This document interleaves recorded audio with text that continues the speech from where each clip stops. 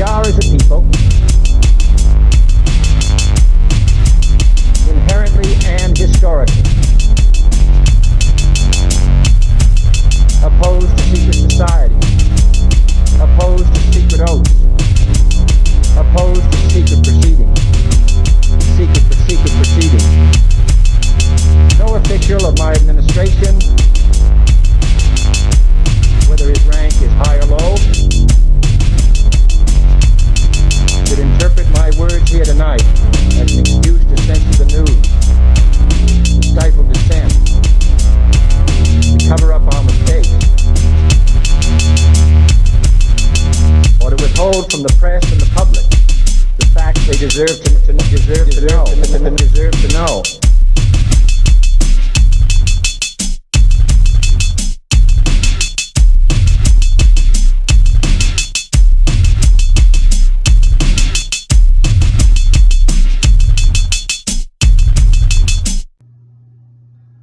Welcome to Conspiracy Corner Podcast. This is Abe, your host.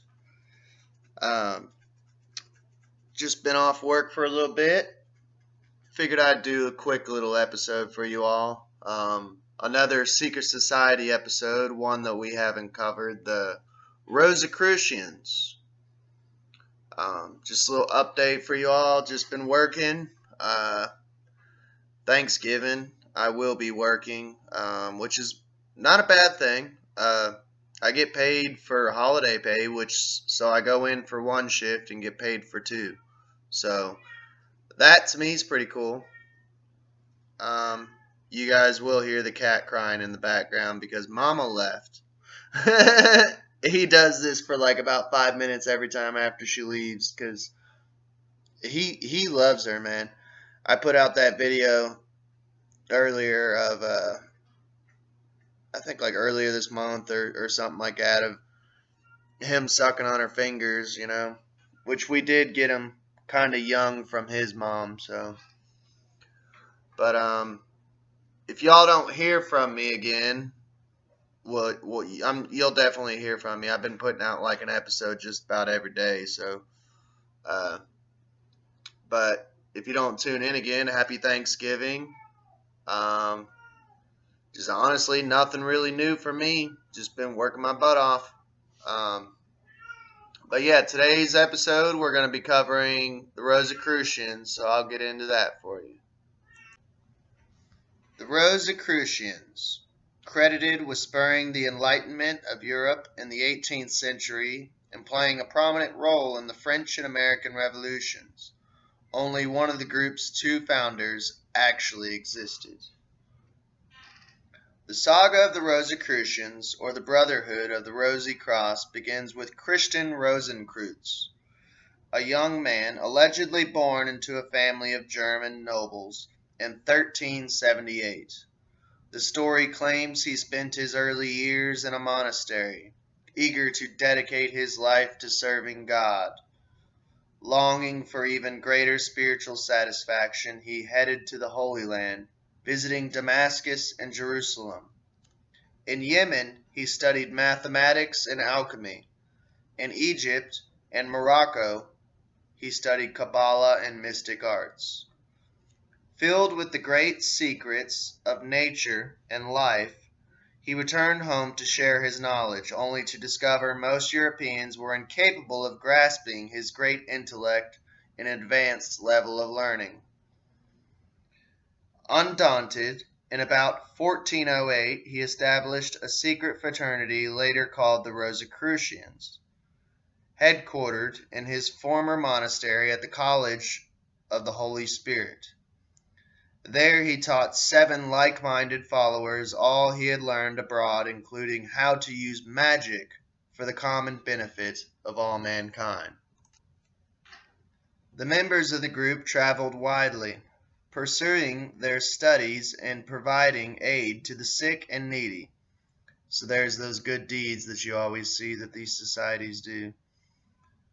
The members vowed to maintain their secrecy for 100 years, identifying each other with symbols that incorporated the Christian cross and the red rose, the Christian symbol of divine love and the Virgin Mary.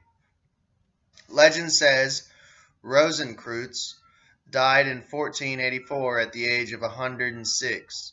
There is no record of the man's existence, nor is there of any the followers who shared his religious mysticism. Had this most secret of secret societies carried its secrets to the grave?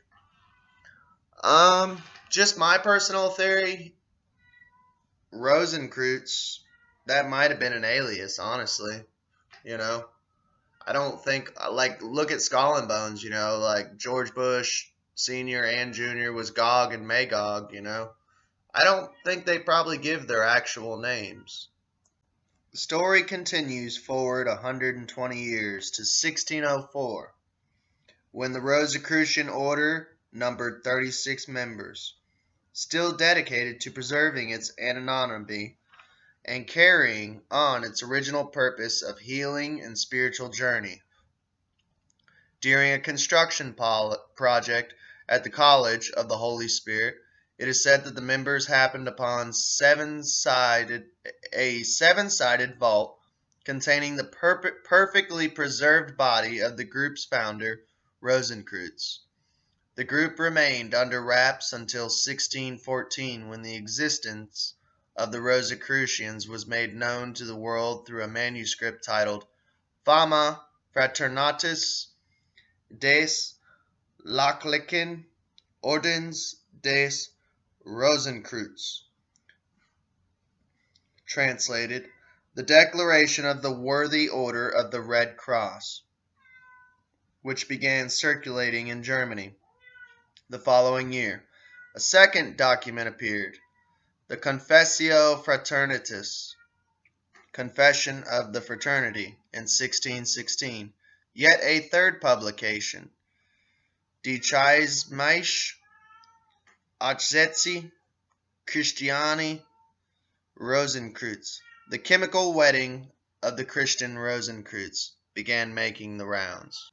The three documents, known as Rosicrucian manifestos, related the complete tale of the Rosicrucian's life, from his early travels and his acquisition of secret esoteric knowledge to the establishment of his fraternity, and finally his death in 1484.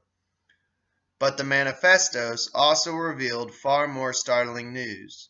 The end of the world was near at hand, and only those who became enlightened by the teachings of Rosicrucians would ascend into a higher consciousness. Furthermore, the documents pressed Europe's elite to join the Progressive Brotherhood and absorb its remarkable teachings. The end is near, the end is near. What was it? They've been screaming that since John the Baptist. Apocalyptic cults almost, Sounds familiar. And so we find the Rosicrucian Creed. The Rosicrucian manifestos rocked Europe's intelligentsia with a powerful blend of mysticism and revolution. What exactly was the Brotherhood's message? In the Secret Society's Bible, written by Joel Levy, claims it had several related and interdependent elements. 1. Natural magic and the application of knowledge. The Rosicrucians sought to understand and master the hidden forces of nature, which included correspondence between the stars and things and events on earth, quote unquote. Restoration of ancient wisdom and religion. The Rosicrucians' goal was to, quote, restore mankind to this more perfect state before Noah's flood, and in doing so, approach nearer to God, unquote. 3. Transformation of society and religion. The Rosicrucians sought to use Christianity to, quote, elevate man and mankind to a level of purity and magical ability, unquote. 4. Reforming and utopian ideals. The Rosicrucians wanted to overturn the established order, including the Catholic Church and papacy, in, quote, an all-encompassing reformation that would include religion, philosophy, the arts, technology, commerce, and government, unquote. So now we come to the problem of authorship. European scholars and mystics were energized with the hope of reformation and the coming of a promising new age. In fact, people from all walks of life clamored for more information about the unusual fraternity, but none was forthcoming. The Rosicrucians steadfastly maintained their shroud of secrecy and invisibility. Meanwhile, Rosicrucian philosophies came under virulent attack, especially by the Catholic Church and others who were hostile to the Brotherhood's menacing combination of the occult and revolution. In the midst of the excitement, people began to wonder who had written the Rosicrucian manifestos. Who was this learned man who possessed such profound knowledge of mystical vision? The answer was mind-boggling. In his autobiography, Lutheran minister Johann Valentinus Andre made an unsettling confession. He had written the three documents in about 1602 as the Ludibrium, a playful literary trifle. The entire saga of the Rosicrucians was a practical joke, a hoax of the highest order. In later writings, Andre mocked alchemy, a cornerstone of Rosicrucian beliefs, and scorned the idea that astrology was a serious science. In retrospect, the minister dismissed the entire Rosicrucian matter as mere foolishness. Folly or not. The Brotherhood of the Rosy Cross was the fictional creation of an impish yet fertile imagination.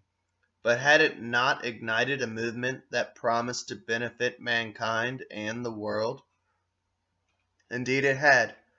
Rosicrucian groups popped up throughout Europe, including among their membership the likes of English philosopher Sir Francis Bacon, which in my opinion, Sir Francis Bacon is aka William Shakespeare, the author of, I don't know, the Holy Bible, Shakespeare. I'll leave a little video for you to figure that one out. A little Easter egg. I'll leave it at the end of this video. Click on it and it goes deep down the rabbit hole, dude. A lot of this stuff I've talked about in earlier videos, but it's been buried through time and through YouTube's beautiful algorithms. God knows they have your best interest at mind in hand, you know. Physicist Robert Boyle and mystic John Dee. John Dee, he gets into some crazy stuff of channeling angels and yeah. Check out John Dee. I'll have to do a whole episode on him in general. German physician Michael Mayer and English alchemist Robert Fludd, who wrote passionately in support of the Rosicrucians. Their insightful writings leading some to believe both men were members of the Brotherhood, though in reality they were not. The Rosicrucian philosophy became a cultural phenomenon far and wide. The movement began absorbing beliefs of Gnostics, Pythagoreans, alchemists, and others who joined its ranks. In the mid-18th century, elements of Rosicrucianism were absorbed into Freemasonry. In Germany, the Order of the Golden and Rosy Cross incorporated occult and esoteric elements of the Rosicrucians and emerged as one of the most important Masonic groups of its times, greatly influencing the 19th century Rosicrucian order Societas Rosicruciana and the Hermetic Order of the Golden Dawn, who Crowley was a member with. Natural magic remains the underpinning of the 21st century Rosicrucianism. But in recent centuries, other philosophies found their way into the movement, including Egyptology, mind control, and, in the United States, the abolitionist movement of the 19th century. Many members openly discuss their participation in the Brotherhood, and the stigma attached to the organization has greatly subsided. American Rosicrucians. The two most well-known Rosicrucian groups in the United States are the Fellowship of the Rosy Cross and the ancient and mystical order Rosicrucis. The Fellowship of the Rosy Cross, FRC for short, traces its roots to the Third Temple of the Rosy Cross, established in San Francisco in 1857. The founder of the group, Paschal Randolph, was an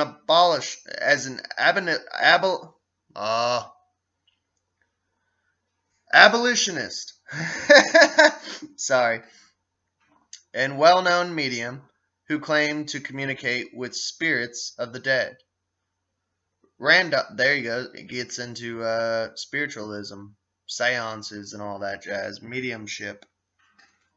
Randolph used the auspices of the FRC to further develop his brand of occultism, which now including smoking hashish and ritualized sex as a path to spiritualism.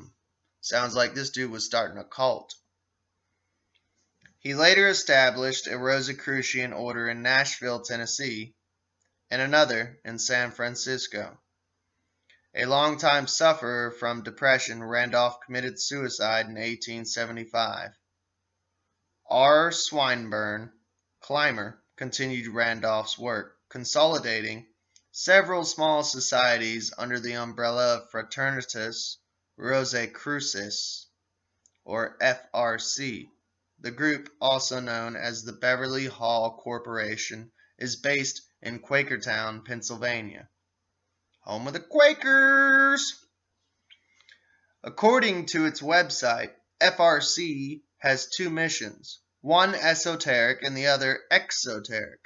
The esoteric mission is to serve and guide those individuals who are willing to devote themselves to a spiritual life and who are willing to take this sacred vow upon their soul.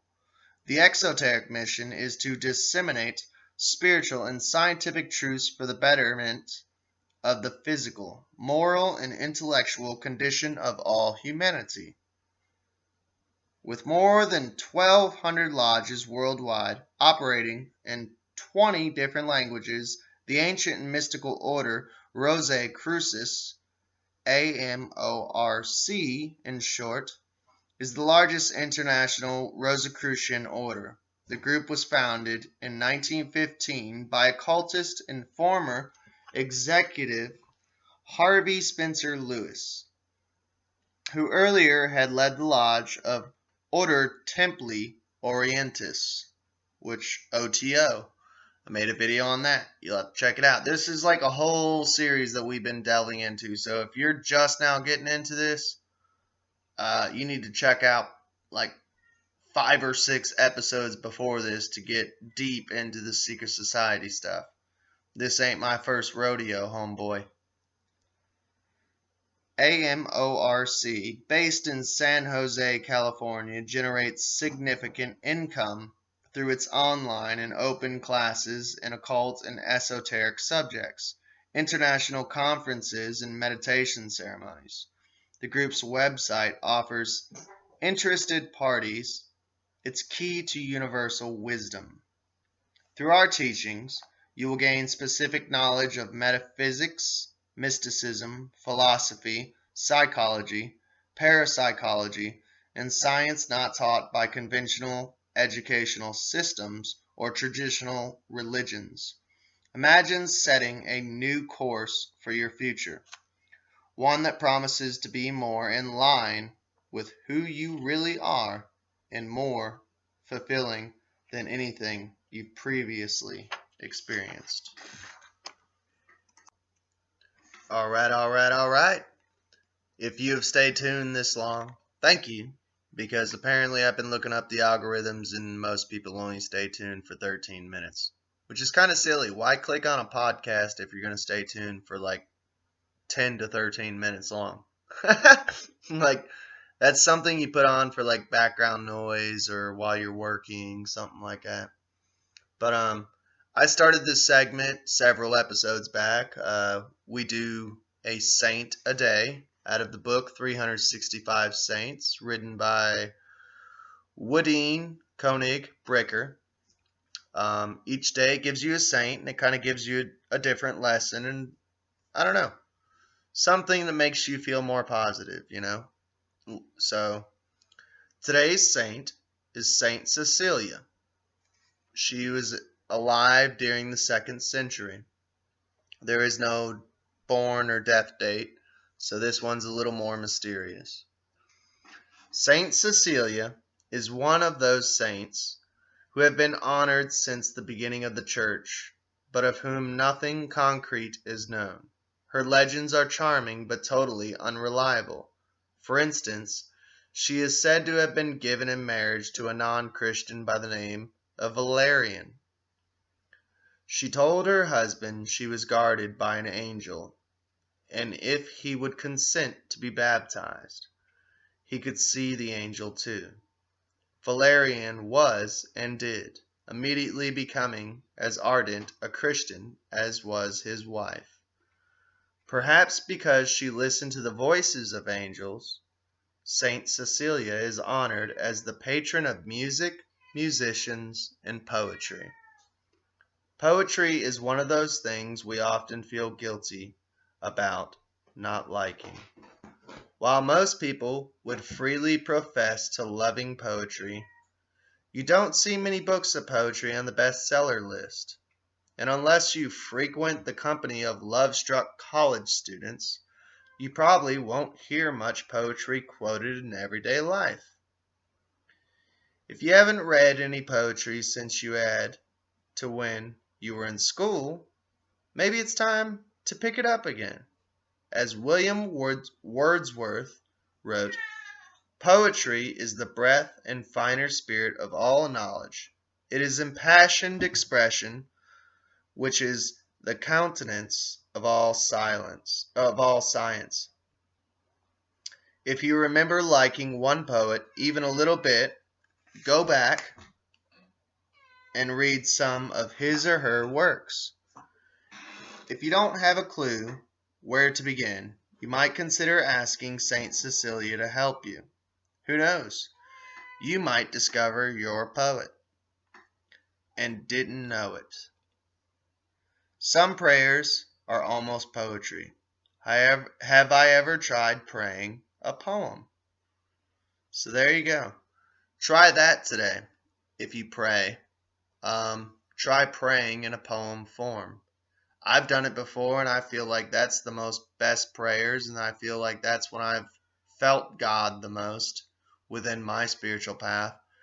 When I feel like I made a true connection is when I've been driving all by myself, because that's usually when I pray, is while I'm driving, while either watching the sunset, or driving in darkness when the sun has already set during the winter time. And I connect. I don't have a name for him. I don't call him Jehovah or Jesus or anything like that. I've left that path. I simply pray calling it the creator of all. God, just generic as it sounds. And I sing to him. I pray to him through poetry, and I feel that's when I connect, man. I have church when I drive to work, man. That's why I always feel like I'm, not always, but almost 90% of the time I'm in a good mood when I get to work, because I pray. I got an hour drive to work, so the whole time I'm praying, And I don't know. You try it. Try to sing to your God, whoever that may be. Try to sing to him or pray through poetry to him, as if That's the love of your life, you know? Read a poem to your God and see how he answers you. See how he treats you. We're going to go back to the Rosicrucians for just a little bit, and we're going to finish up this episode. The Rosicrucians, from 1500 onward, beginning in Italy, Western Europe, was swept by a new passion for science, art, and literature that would become known as the Renaissance. In due course, this revolutionized all fields of human endeavor. Although some looked toward ancient Rome for inspiration, others turned to Near Eastern sources, including the Jewish Kabbalah. Among these were a secret society that became known as the Rosicrucians. It claimed to harbor a hidden knowledge, quote, built on esoteric truths of the ancient past, unquote, that could reveal astonishing insights about the true workings of the universe as well as the workings of the human body. The society first became public attention after the publication of a manifesto in 1614, which described the work of a 15th century German mystic philosopher named Christian Rosicrucians. This is, by the way, from another source, so I always try to have multiple sources when delving into a certain subject. Rosenkreuz, which simply means cross of roses in Germany, was believed to have founded a fraternity of the Rose Cross, whose members were charged to go into the world to cure those sick and disabled. In this, the manifesto claimed they applied an esoteric regimen of medical knowledge that Rosicrucians had reportedly obtained from Arab, Jewish, and other Near Eastern sources. By doing so, the Rosicrucians hoped to unify all of humankind using the blessings of this secret knowledge. The release of the manifesto created a sensation as many people tried to identify these secret wonder-doers in their midst. Before long, however, several authors denounced the Rosicrucians documents as a hoax, but as an idea, it captured the zeitgeist of the era. At the dawn of the 17th century Enlightenment, many publications envisioned great breakthroughs in alchemy, science, and medicine. Unfortunately, there is no evidence of the order's existence.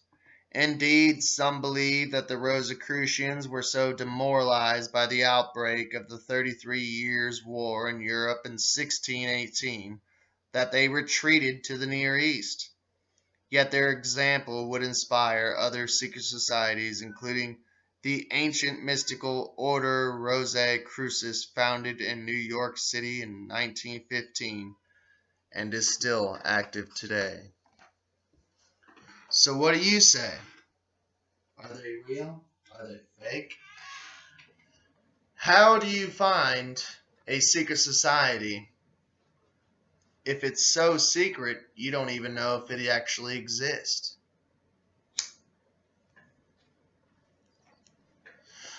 I'll admit one thing.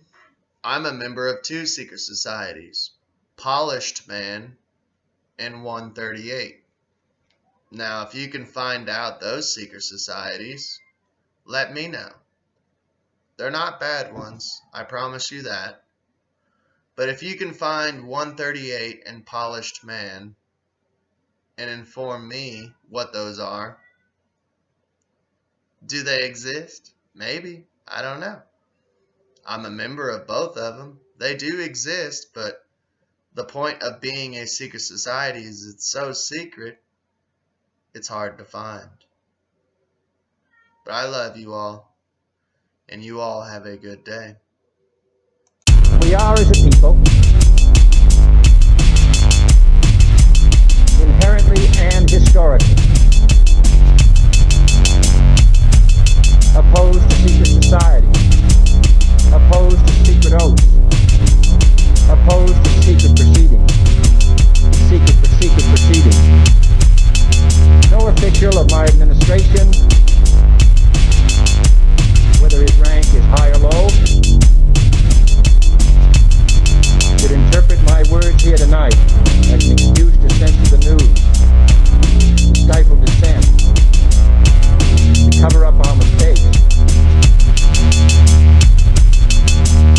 withhold from the press and the public the facts they deserve